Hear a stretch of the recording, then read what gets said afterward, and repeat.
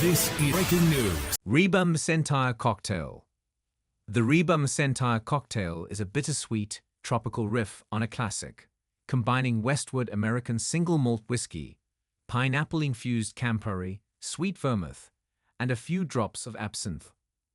This original cocktail was created at Portland, Oregon restaurant G-Love by beverage director Quintin Scalfaro. It's essentially a Boulevardier, which is a whiskey-based riff on a Negroni, he says. The Boulevardier originated in 1920s Paris and saw a spike in popularity after it was included in Harry Misselhone's 1927 book Barflies and Cocktails. But it was largely forgotten for 80s years, unlike its rye whiskey and dry vermouth counterpart, the Old Pal, which remained popular through the mid-century. A traditional Boulevardier is made with bourbon, Campari, and sweet vermouth. While some recipes call for the ingredients in equal proportions, like the Negroni, many others increase the amount of bourbon to amplify the whiskey qualities, as this variation does with American single malt. This drink is named for the fiery, red-headed queen of country music, Reba McEntire, no doubt because of its vibrant candy apple hue. Why does the Reba McEntire cocktail work? Cocktails like the Negroni, Boulevardier, and Old Pal, made with so few ingredients, rely heavily on the quality of the ingredients used.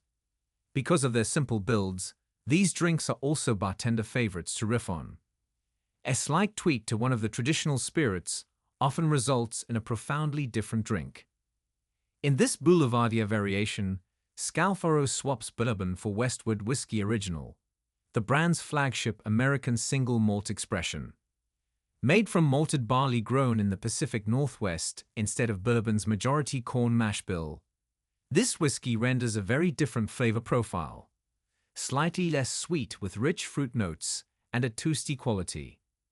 To transform this simple cocktail riff into a bright, tiki-inspired creation, Scalfaro revamps bittersweet Campari aperitivo liqueur with fresh pineapple in a 2-day infusion. This fruity metamorphosis helps to bring out the tropical notes in the whiskey. Westward Original harmonized so well with the bitter flavor of Campari, but it's the coconut, vanilla, and stone fruit notes in the whiskey that make it ideal to turn this classic cocktail into an aperitiki sipper, says Scalfaro.